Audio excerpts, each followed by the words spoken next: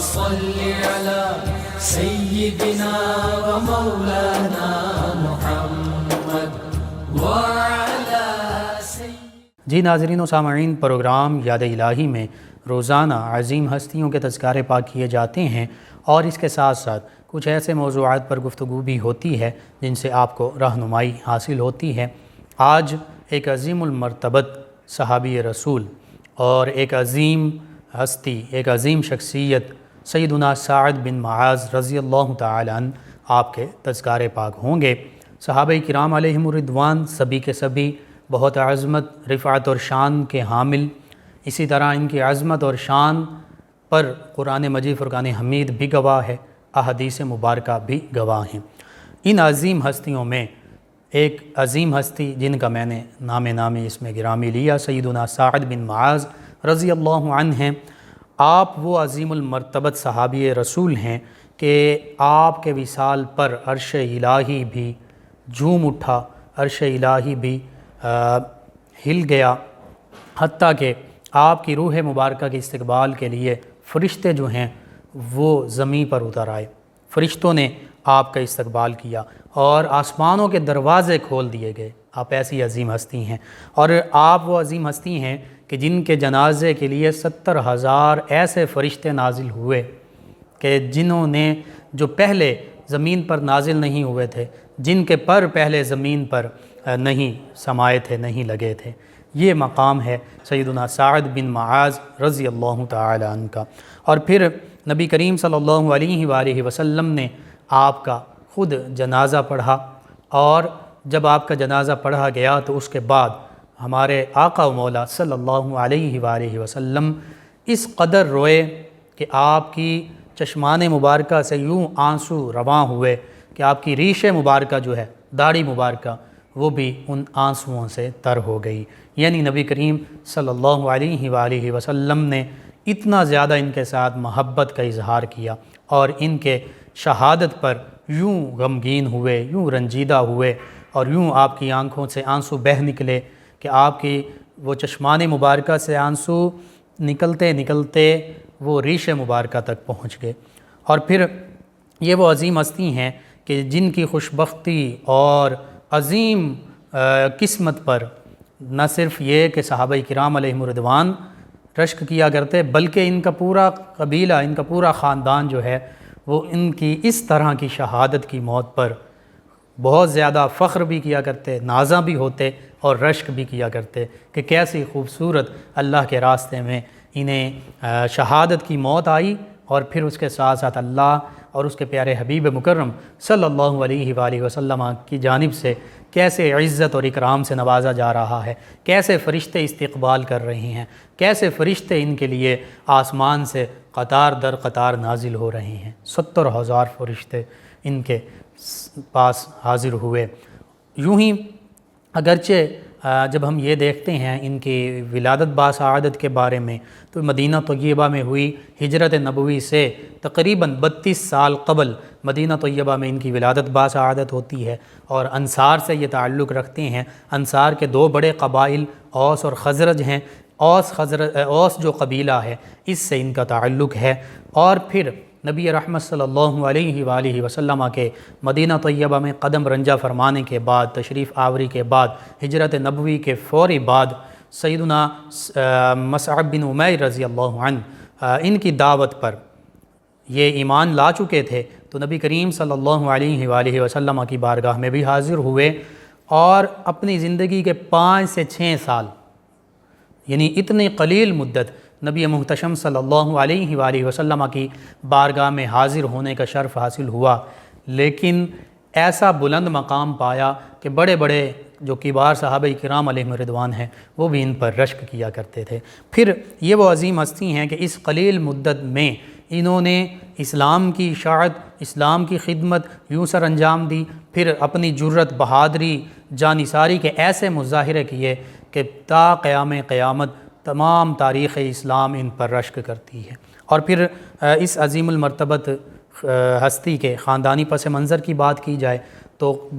بنو اوس سے تعلق رکھتے ہیں، پھر اوس ہی کی ایک ذیلی شاخ ہے بنو عبد الاشہل، اس سے تعلق رکھتے ہیں۔ آپ کے والد گرامی معاذ ہیں، اگرچہ یہ اسلام کا زمانہ ظاہری زمانہ نہ پا سکے اور پھر عہد جاہلیت میں ہی یہ وفات پا گئے، لیکن آپ کی والدہ جو ہیں کبشہ بنت رافع رضی اللہ تعالی عنہ، یہ بھی صحابیہ رسول ہیں، یعنی نبی کریم رؤوف الرحیم علیہ الصلاۃ والتسلیم کے دست مبارکہ پر انہیں بھی اسلام لانے کا اور ایمان قبول کرنے کا شرف حاصل ہے۔ اور سیدنا سعد بن معاذ رضی اللہ عنہ، ان کی والدہ ماجدہ سیدہ کبشہ بنت رافع رضی اللہ تعالی عنہ، یہ وہ ہستی ہیں کہ یہ دین اسلام کی تعلیمات پر بھی انہوں نے عبور حاصل کیا اور اس کے ساتھ ساتھ ادب میں بہت کمال درجہ رکھتی تھیں، شعر و شاعری کا مکمل ادراک رکھتی تھیں۔ اور پھر یہ سیدہ کبشہ بنت رافع رضی اللہ تعالی عنہ جو سیدنا سعد بن معاذ رضی اللہ عنہ کی والدہ ماجدہ ہیں، یہ فقیہ انصار سیدنا ابو سعید خدری رضی اللہ تعالی عنہ کی چچا زاد بہن بھی ہیں۔ یعنی یہ قبیلہ جو ہے انصار، اور پھر انصار میں آگے اوس، اور اوس میں پھر بنو عبد الاشہل، ان کو اللہ کے پیارے حبیب صلی اللہ علیہ وآلہ وسلم کے ساتھ بہت زیادہ قربت بھی حاصل رہی، اور بہت زیادہ نبی کریم صلی اللہ علیہ وآلہ وسلم اور دین اسلام کی خدمات میں بھی ان کا حصہ شامل ہے۔ سیدہ کبشہ بنت رافع رضی اللہ تعالی عنہ، یہ سیدنا سعد بن معاذ رضی اللہ عنہ کی والدہ ماجدہ ہیں، اور سیدنا سعد بن معاذ رضی اللہ عنہ ہی کے اسلام لانے پر ان کے دیگر جہاں قبائل کے لوگ اسلام لائے، وہیں پر ان کے قبیلے کے لوگوں نے اسلام کو قبول کیا، وہیں پر ان کی والدہ ماجدہ نے بھی اسلام قبول کیا۔ اسی طرح اگر ان کا سلسلہ نسب دیکھا جائے تو وہ یوں کچھ بنتا ہے: سعد بن معاذ بن نعمان بن امرأ القیس بن زید بن عبد الاشہل، یعنی یوں عبد الاشہل تک پہنچتا ہے ان کا سلسلہ نسب۔ اور نبی کریم رؤوف الرحیم علیہ الصلاۃ والتسلیم نے جن دو قبیلہ انصار کی بہت زیادہ تعریف فرمائی، یہاں تک فرما دیا کہ یہ انصار کے دو بہترین گھرانوں میں سے ہیں، ان میں ایک گھرانہ جو ہے وہ بنو عبد الاشہل کا ہے، یعنی سیدنا سعد بن معاذ رضی اللہ عنہ، آپ کا قبیلہ، آپ کا گھرانہ، اور دوسرا گھرانہ بنو نجار کا ہے کہ جو نبی کریم صلی اللہ علیہ وآلہ وسلم کا ننیال بھی بنتا ہے، کہ جس بنو نجار کی بچیوں نے نبی رحمت صلی اللہ علیہ وآلہ وسلم کی تشریف آوری پر وہ خوبصورت کلام بھی پڑھا، نبی کریم صلی اللہ علیہ وآلہ وسلم کے استقبال میں وہ گیت گایا کہ طلع البدر علینا من ثنیات الوداع وجب الشکر علینا ما دعا للہ داعی، کہ ہم پر تو 14ویں کا چاند طلوع ہوا ہے۔ نبی رحمت صلی اللہ علیہ وآلہ وسلم 14ویں کے چاند سے بھی زیادہ خوبصورت ہیں، تو وہ کہتی ہیں کہ 14ویں کا چاند ہم پر طلوع ہوا اور وداع کی گھاٹیوں سے طلوع ہوا، اور کہتی ہیں کہ ہم پر اس وقت تک شکر ادا کرنا واجب ہے، لازم ہے، ضروری ہے، جب تک کہ کوئی پکارنے والا اللہ کو پکارتا رہے، جب تک کہ اللہ سے مانگنے والا اللہ سے مانگتا رہے، اللہ سے دعا کرنے والا اللہ سے دعا کرتا رہے، اللہ کی طرف بلانے والا لوگوں کو اللہ کی طرف بلاتا رہے، یعنی تا قیام قیامت وہ یہ پڑھ رہی ہیں اور یہ گا رہی ہیں کہ بس ہم نبی کریم صلی اللہ علیہ وآلہ وسلم کی تشریف آوری کا شکر ادا کرتی رہیں گی۔ تو یوں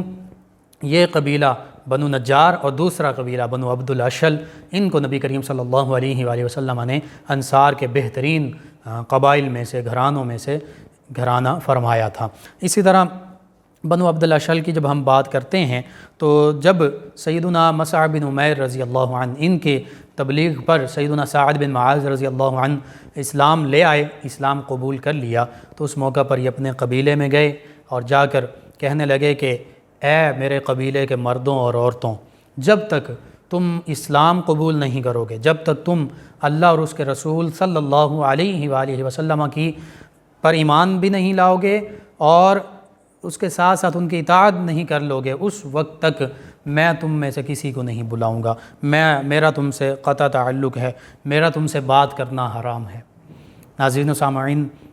یہ صحابہ کرام کی عظمت اور شان ہوا کرتی تھی، دین اسلام کے ساتھ محبت کا عالم، کہ جب انہیں سچائی کی مشعل نظر آئی تو انہوں نے اس کو تھام لیا، اور نہ صرف خود تھاما بلکہ چاہتے یہی ہیں کہ اب ان کا پورا قبیلہ جو ہے وہ بھی اسی سچائی کی مشعل کو تھام لے، وہ بھی دل و جان سے ایمان لے آئے، اسلام کو تسلیم کر لے، سر تسلیم خم کر دے۔ بس آپ کا یہ کہنا تھا تو بنو عبد الاشہل کے کئی لوگ مرد و خواتین جو ہیں انہوں نے فوراً کلمہ طیبہ پڑھا اور اسلام لے آئے، ایمان قبول کر لیا۔ ہاں جو کچھ باقی بچ گئے، جب شام تک ان تک بھی پیغام پہنچا تو انہوں نے بھی اسلام کو قبول کر لیا، مشرف با اسلام ہو گئے، با ایمان ہو گئے اور ایمان کی دولت سے سرفراز ہو گئے۔ یہ سیدنا سعد بن معاذ رضی اللہ تعالی عنہ، آپ کی عظمت، آپ کی شان کہ آپ کی تبلیغ اور آپ کی دعوت کی وجہ سے آپ کا پورا قبیلہ جو ہے وہ اسلام کی دولت سے مشرف ہوا،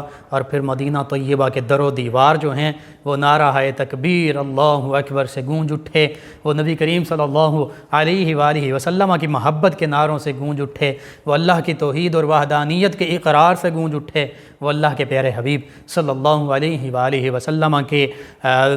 رسالت کے اقرار سے، نبوت و رسالت کے اقرار سے گونج اٹھے۔ یوں نبی کریم صلی اللہ علیہ وآلہ وسلم ان سے بہت زیادہ خوش ہوئے، حتیٰ کہ پھر یہی مدینہ طیبہ میں اشاعت اسلام کا ایک بہت بڑا باعث بھی بنے، اور پھر اس کے بعد انہوں نے حضرت اسید بن حضیر رضی اللہ عنہ کے ساتھ مل کر اپنے قبیلے میں موجود جو خود ساختہ خدا تھے، جو بت تھے، ان سب کو نیست و نابود کر دیا، ان سب کا قلع قمع کر دیا۔ یہ ایمان ہے کہ جب بندہ مومن میں ایمان موجزن ہوتا ہے اور ایمان کامل اس کا زندگی کا حصہ بن جاتا ہے، تو پھر وہ چاہتا یہی ہے کہ پوری دنیا میں کم از کم اپنے خاندان میں، اپنے قبیلے میں اسلام جو ہے وہ غالب آ جائے، وہ پھیل جائے، سبھی لوگ اللہ اور اللہ کے حبیب صلی اللہ علیہ وآلہ وسلم کی تعلیمات پر عمل پیرا ہونے والے بن جائیں۔ پھر اس پر جب شرح صدر ہو جاتا ہے، اس کا سینہ اسلام کی روشنی سے منور ہو جاتا ہے، تو پھر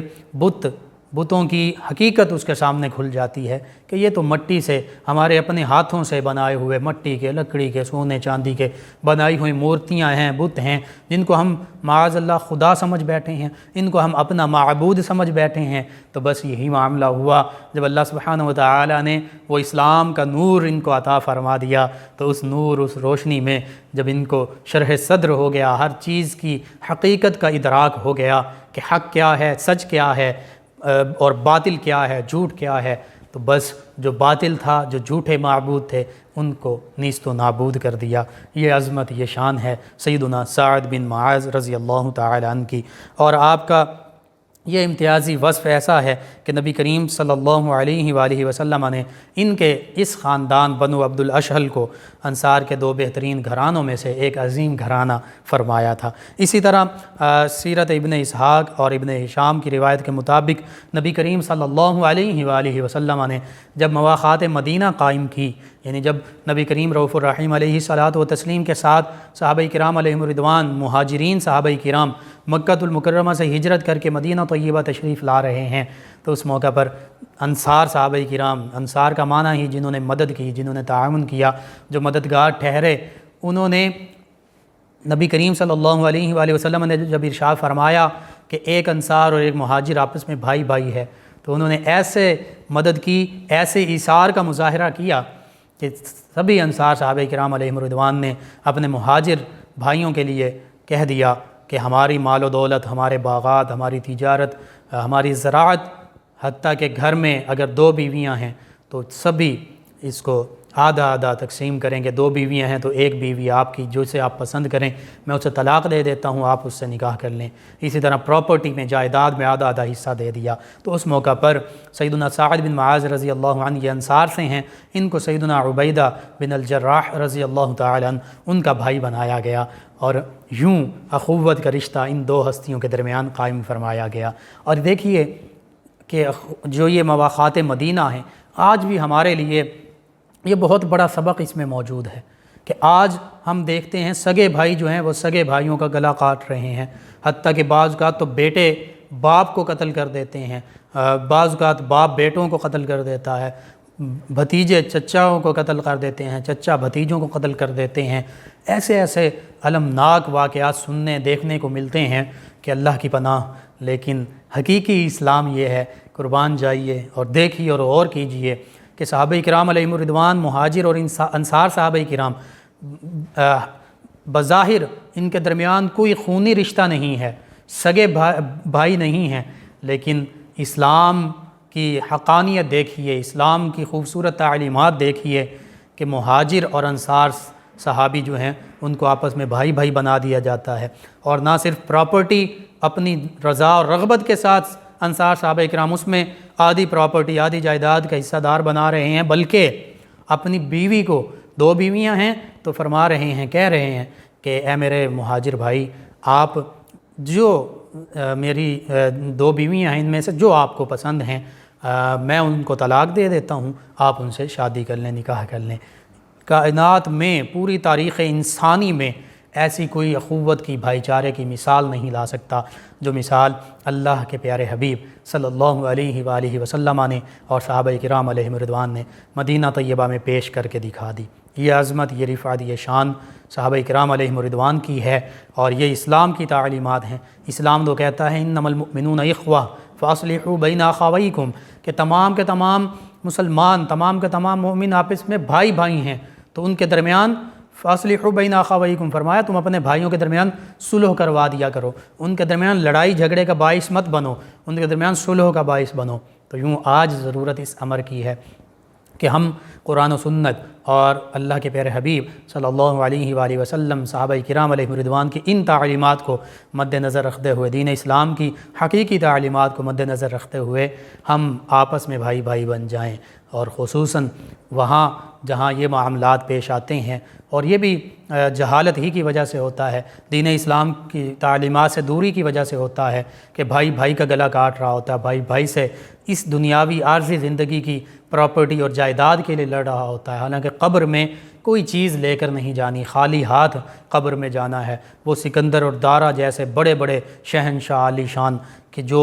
کہتے ہیں کہ پوری دنیا جنہوں نے فتح کی، لیکن جب وہ بھی اس دنیا سے گئے تو ان کے بھی ہاتھ خالی تھے، اور کفن کو جیبیں بھی نہیں لگی ہوتیں کہ اس میں کچھ بھر کر لے جانا ہے۔ تو یہ ان واقعات سے، صحابہ کرام علیہ رضوان کی ان عظمتوں اور شانوں سے، اسلام کی ان تعلیمات سے، مواقعات مدینہ سے ہمیں پتہ چلتا ہے کہ مسلمانوں کو آپس میں متفق اور متحد ہونا ہے۔ سگے بھائی بھی ہیں تو ان کو بھی مومن ہونے کے ناطے بھی بھائی بھائی ہیں، اور اس کے علاوہ بھی پورے مسلمان، سارے کے سارے مسلمان آپس میں بھائی بھائی ہیں۔ تو یوں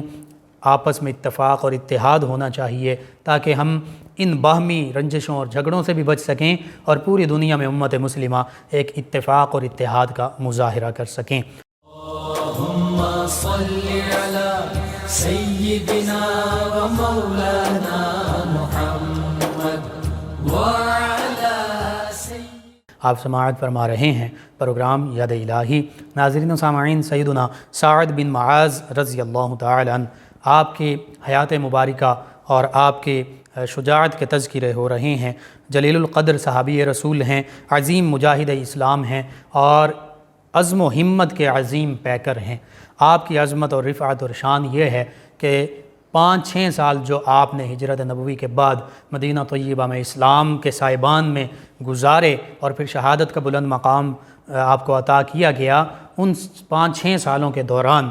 آپ نے تمام غزوات میں، تمام جنگی مہمات میں حصہ لیا، اور بالآخر شہادت کا بلند مقام پایا۔ نبی کریم صلی اللہ علیہ وآلہ وسلم کے ساتھ آپ کو اتنی زیادہ محبت تھی، اور نبی کریم صلی اللہ علیہ وآلہ وسلم کے فرامین مبارکہ پر آپ دل و جاں سے تصدیق بھی کرنے والے تھے، اور دل و جاں سے سر تسلیم خم بھی کرنے والے تھے۔ اسی وجہ سے نبی کریم صلی اللہ علیہ وآلہ وسلم جو کچھ فرماتے آپ اس کو دل و جاں سے بڑھ کر اس کو تسلیم کرتے، تو اسی وجہ سے آپ کو انصار کا صدیق اکبر بھی کہا جاتا ہے۔ جیسے سیدنا ابو بکر صدیق رضی اللہ عنہ اوورآل تمام صحابہ کرام علیہم رضوان میں تمام صحابہ کرام صدیقین ہیں، سچے ہیں، لیکن ان میں اکبر کون ہیں، سب سے بڑے صدیق کون ہیں؟ وہ سیدنا ابو بکر صدیق رضی اللہ عنہ صدیق اکبر ہیں۔ تو یوں ہی انصار صحابہ کرام میں کہا گیا کہ انصار صحابہ کرام کے صدیق اکبر جو ہیں وہ سیدنا سعد بن معاذ رضی اللہ عنہ ہیں، کہ یہ بھی اسی طرح نبی کریم صلی اللہ علیہ وآلہ وسلم کی ہر بات کی تصدیق کیا کرتے تھے۔ اسی طرح سیدنا سعد بن معاذ رضی اللہ تعالی عنہ، ان کی عظمت، ان کی ہمت، ان کی شجاعت، ان کی بہادری کا جب ہم ذکر کرتے ہیں، غزوہ بدر میں شامل ہوئے، غزوہ بنو قریظہ میں شامل ہوئے، اور اس کے ساتھ ساتھ غزوہ احد میں بھی شامل ہوئے، حتیٰ کہ غزوہ بدر کے موقع پر جب نبی کریم صلی اللہ علیہ وآلہ وسلم نے تمام صحابہ کرام علیہ رضوان سے مشورہ لیا کہ اب جنگ تعلیم کیسے کی جائے، تو انہوں نے اس موقع پر یوں کھڑے ہو کر پرجوش تقریر کی اور کہنے لگے کہ یا رسول اللہ صلی اللہ علیہ وسلم، ہم آپ پر ایمان لائے اور آپ کی رسالت کی تصدیق کی، آپ کی فرما برداری اور اطاعت کا ہم نے وعدہ کیا، تو جو آپ کی مرضی ہے وہ آپ کیجئے۔ اللہ کی قسم ہم آپ کے ساتھ ہیں۔ جس اللہ نے آپ کو رسول کریم بنا کر بھیجا ہے، سچا رسول بنا کر بھیجا ہے، آپ ہمیں سمندروں میں کودنے کا حکم دیں گے، ہم سمندروں میں کود جائیں گے، اور اگر آپ ہمیں صحراؤں میں جانے کا حکم دیں گے، ہم صحراؤں میں گھوڑے دوڑا دیں گے۔ حتیٰ کہ عرض کرنے لگے یا رسول اللہ صلی اللہ علیہ وسلم، ہمارا ایک بھی فرد پیچھے نہیں ہٹے گا، انشاءاللہ بھی ساتھ کہا، اور کہنے لگے کہ آپ ہمیں میدان جنگ میں ثابت قدم پائیں گے، اللہ تعالی ہماری طرف سے آپ کو ٹھنڈک پہنچائے، بس اللہ کا نام لے کر ہمیں ساتھ لے جائیے۔ یہ سیدنا سعد بن معاذ رضی اللہ عنہ کے الفاظ تھے غزوہ بدر کے موقع پر، کہ جیسے آپ ارشاد فرمائیں گے ہم آپ کے ارشاد پر سر تسلیم خم کرتے ہیں، ہم آپ کی تصدیق کرتے ہیں، آپ کی رسالت کی تصدیق کرتے ہیں، اور ہم آپ کے لیے اپنی جانیں نثار کرنے کے لیے، قربان کرنے کے لیے حاضر ہیں، حتیٰ کہ آپ ہمیں حکم عطا فرمائیں کہ سمندروں میں کودنا ہے تو ہم سمندروں میں کود جائیں گے، آپ جہاں ہمیں اپنے ساتھ جانے کے لیے حکم ارشاد فرمائیں گے ہم ہر جگہ آپ کے ساتھ حاضر ہیں۔ یہ سیدنا سعد بن معاذ رضی اللہ تعالی عنہ کی نبی کریم صلی اللہ علیہ وآلہ وسلم اور دین اسلام کے ساتھ محبت اور جانثاری کا عالم تھا۔ پھر نبی کریم صلی اللہ علیہ وآلہ وسلم نے اسی غزوہ بدر میں جو اوس کا علم تھا، یعنی قبیلہ اوس کا جو جھنڈا تھا، وہ انہی سیدنا سعد بن معاذ رضی اللہ تعالی عنہ ان کو عطا فرمایا۔ پھر غزوہ احد میں بھی یہ شریک ہوئے، اور غزوہ احد میں نبی کریم صلی اللہ علیہ وآلہ وسلم کے خیمہ مبارکہ، آستان مبارکہ کے یہ محافظ ٹھہرے، حفاظتی دستے میں شامل ہوئے، محافظوں میں شامل ہوئے، یعنی نبی کریم صلی اللہ علیہ وآلہ وسلم نے بھی انہیں عزت اور تکریم سے نوازا اور انہیں آگے سے آگے رکھا، چونکہ یہ بنو عبد الاشل کے سردار بھی تھے اور سید الاوس بھی انہیں کہا جاتا ہے۔ تو یوں اللہ کے پیارے حبیب صلی اللہ علیہ وآلہ وسلم اور اللہ کے دین کی خاطر، دین اسلام کی خاطر یہ ہر موقع پر آگے رہے۔ غزوہ خندق جسے غزوہ احزاب بھی کہا جاتا ہے، اس میں بھی آپ شریک تھے۔ غزوہ بنو قریظہ میں آپ کو حکم بنایا گیا، آپ کو سردار بنایا گیا، اور غزوہ احزاب میں آپ کے جس ہاتھ میں وہ حربہ تھا وہ ذرہ کے نیچے سے تھوڑا سا نظر آ رہا تھا، تو اس موقع پر ایک مشرک حبان بن عبد مناف، اس نے آپ کے وہ خالی ہاتھ کو دیکھا تو تاک کر وہاں پر نشانہ مارا، تیر مارا، جس سے وہ رگ کٹ گئی اور بہت گہرا زخم آیا۔ اس زخم کی وجہ سے آپ کو پھر آپ کی تیمارداری کی گئی۔ نبی کریم صلی اللہ علیہ وآلہ وسلم نے اس غزوہ احزاب کے بعد آپ کو مسجد نبوی میں اس کے صحن میں ایک خیمہ نصب کروا کے وہاں پر آپ کی تیمارداری کے لیے، آپ کے علاج کے لیے وہاں پر آپ کو رکھا گیا، اور مدینہ طیبہ ہی کی ایک صحابیہ طبیبہ حضرت رفیدہ سلیمیہ رضی اللہ عنہا، ان کی یہ ذمہ داری اور ڈیوٹی لگائی گئی کہ وہ آپ کا علاج بھی کریں اور آپ کی تیمارداری اور خدمت کا فریضہ سر انجام دیں۔ نبی کریم صلی اللہ علیہ وآلہ وسلم خود بھی سیدنا سعد بن معاذ رضی اللہ عنہ کی تیمارداری کے لیے تشریف لایا کرتے۔ اس کے ساتھ ساتھ سیدنا ابو بکر صدیق رضی اللہ عنہ، سیدنا عمر فاروق اعظم رضی اللہ عنہ اور کبار صحابہ کرام علیہم رضوان بھی آپ کی تیمارداری کے لیے تشریف لاتے، حتیٰ کہ نبی کریم صلی اللہ علیہ وآلہ وسلم نے اپنے دست مبارکہ سے ان کے زخم پر داغ بھی لگایا، یعنی وہ زخم اگر جب صحیح نہ ہو رہا ہو تو اس وقت پھر وہ اس کو داغا جاتا ہے، وہ داغنے سے وہ خون بہنا بند ہو جاتا ہے، زخم جو ہے وہ بہتر ہو جاتا ہے۔ بس نبی کریم صلی اللہ علیہ وآلہ وسلم کا دست مبارک کا لگنا تھا، آپ نے جب آپریشن فرما دیا اور وہ داغ لگا دیا تو پھر وہ زخم جو ہے وہ سنبھلنے لگا، بہتر ہونے لگا۔ اسی طرح آپ کے دل میں شہادت کی تمنا بھی تھی، نبی کریم صلی اللہ علیہ وآلہ وسلم کے لیے لڑنے کی تمنا تھی، ان پر جان نثار کرنے کی تمنا تھی، جان نچھاور کرنے کی تمنا تھی۔ تو ایک موقع پر نبی کریم صلی اللہ علیہ وآلہ وسلم آپ کے پاس تشریف لائے تو آپ کی لبوں پر یہ دعا تھی، یا اللہ تو جانتا ہے کہ مجھے کفار قریش سے لڑنے کی جتنی آرزو اور خواہش ہے کسی اور قوم سے نہیں، اور کہتے ہیں اللہ کی بارگاہ میں عرض کرتے ہیں کیونکہ اس بدکار قوم نے تیرے رسول کریم خاتم المرسلین صلی اللہ علیہ وآلہ وسلم کو جھٹلایا بھی اور انہیں ہجرت کرنے پر بھی مجبور کیا، اور کہنے لگے، عرض کرنے لگے اللہ کی بارگاہ میں، لہٰذا اگر کفار قریش سے کوئی جنگ باقی ہے تو اے اللہ تو مجھے زندہ رکھ تاکہ میں تیری راہ میں لڑوں اور ان کافروں سے یوں لڑوں کہ لڑتے لڑتے میں خود شہید ہو جاؤں، اور اگر ان کے ساتھ کوئی اور جنگ باقی نہیں ہے، کفار مکہ کے ساتھ، قریش مکہ کے ساتھ، ان کفار کے ساتھ کوئی اور جنگ باقی نہیں، تو پھر اللہ کی بارگاہ میں عرض کرنے لگے کہ یا اللہ پھر میرے اس زخم کو پھاڑ دے۔ بس جب یہ التجا کی تو نبی کریم صلی اللہ علیہ وآلہ وسلم بھی اس کے بعد تشریف لائے، یہ دعا کی تو وہ زخم جو ہے وہ پھٹ گیا، اور وہ زخم پھٹنے کی وجہ سے، وہ خون بہنے کی وجہ سے آپ کی شہادت ہو گئی۔ اور نبی کریم صلی اللہ علیہ وآلہ وسلم خیمے میں تشریف لائے، آپ کے سر کو اپنی گود مبارک میں رکھ دیا اور بارگاہ الہی میں دعا کے لیے یوں ہاتھوں کو اٹھایا اور اللہ کی بارگاہ میں التجا کی، یا اللہ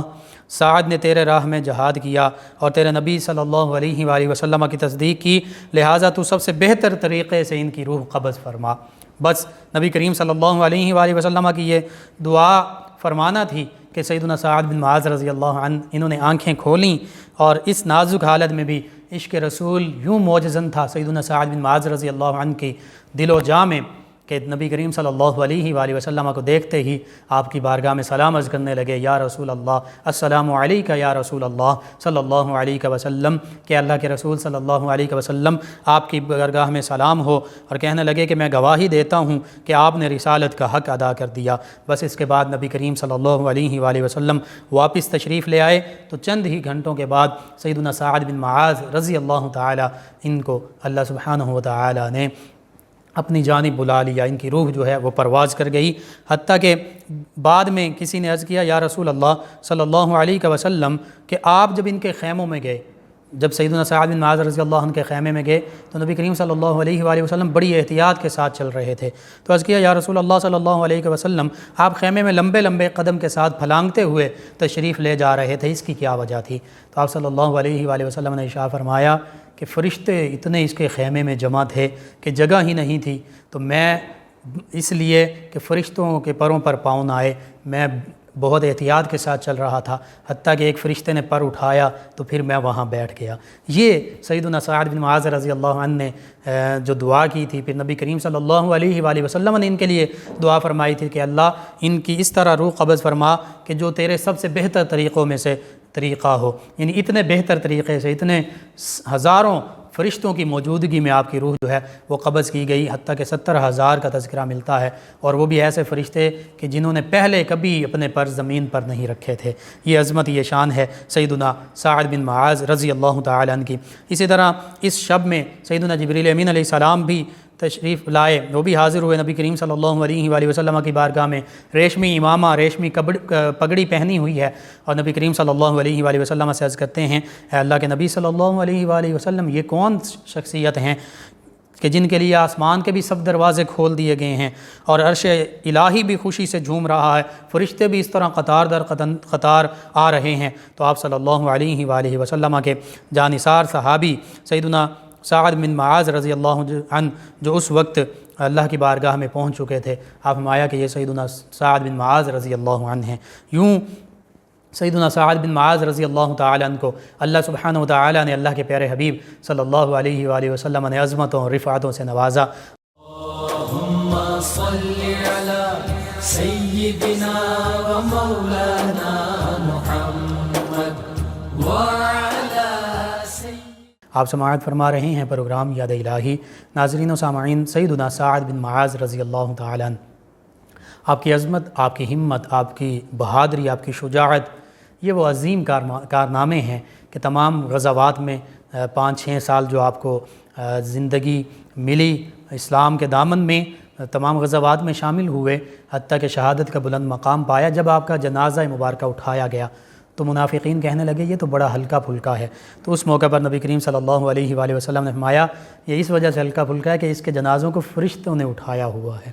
یعنی وہ عام لوگوں کے کندھوں پر تو ان کا بوجھ ہی نہیں ہے۔ اسی طرح مزید فرمایا کہ 70,000 فرشتے ایسے ہیں جو سعد رضی اللہ عنہ کے جنازے میں شریک ہوئے ہیں، اور ان فرشتوں نے آج سے پہلے کبھی زمین پر نزول نہیں کیا، یعنی آج سے پہلے کبھی یہ زمین پر نازل نہیں ہوئے۔ تو یہ سیدنا سعد بن معاذ رضی اللہ عنہ کی عظمت اور شان۔ اور جب ان کی قبر مبارکہ کھودی جا رہی تھی تو ایک صحابی انہوں نے ان کی قبر مبارکہ کی مٹی جو ہے وہ اٹھا لی، جب مدینہ طیبہ پہنچے تو دیکھا وہ مشک بن چکی ہے، وہ کافور اور وہ خوشبو بن چکی ہے، تو نبی کریم صلی اللہ علیہ وآلہ وسلم کی بارگاہ میں عرض کیا گیا، تو آپ نے اللہ کی پاکی بیان کی اور فرمایا سبحان اللہ، یعنی اللہ کی شان ہے کہ جس نے ان کو یہ عظمت اور شان عطا فرما دی کہ ان کی قبر کی مٹی جو ہے وہ بھی مشک بن چکی ہے، وہ بھی خوشبوؤں بھری ہے، وہ بھی ان میں بھی خوشبو پھیل چکی ہے۔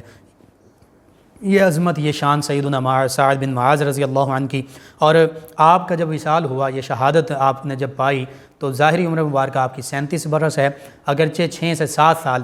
آپ نے اسلام کا زمانہ پایا، اور یہ 6-7 سال تمام کے تمام دین اسلام کی خدمت میں گزار دیے اور اپنی جان بھی جان آفریں کے سپرد کر دی۔ 5 ہجری میں آپ کا وصال ہوتا ہے، چونکہ 5 ہجری میں یہ غزوہ خندق پیش آیا، اور آپ کو جنت البقیع میں ہی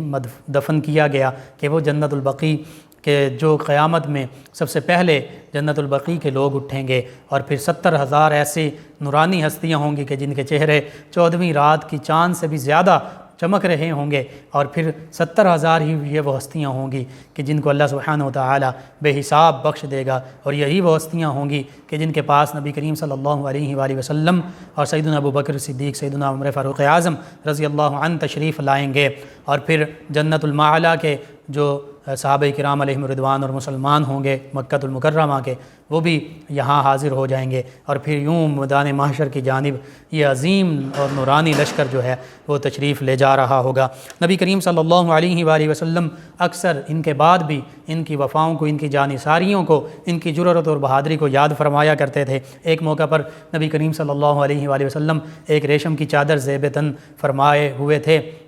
تو کسی صحابی رضی اللہ عنہ نے عرض کیا یا رسول اللہ صلی اللہ علیہ وسلم، یہ تو بہت بڑھیا ہے، بہت خوبصورت ہے، بڑی نرم و ملائم ہے۔ تو آپ صلی اللہ علیہ وآلہ وسلم نے ارشاد فرمایا کہ تمہارے بھائی معاذ رضی اللہ عنہ کو جو جنتی رومال دیا گیا ہے وہ اس سے بھی زیادہ نرم و ملائم ہے، وہ اس سے بھی زیادہ خوبصورت ہے۔ یہ نبی کریم صلی اللہ علیہ وآلہ وسلم کہ اپنے صحابہ کرام علیہم رضوان کے ساتھ محبت کا عالم ہوا کرتا تھا۔ اسی طرح ایک عرب شاعر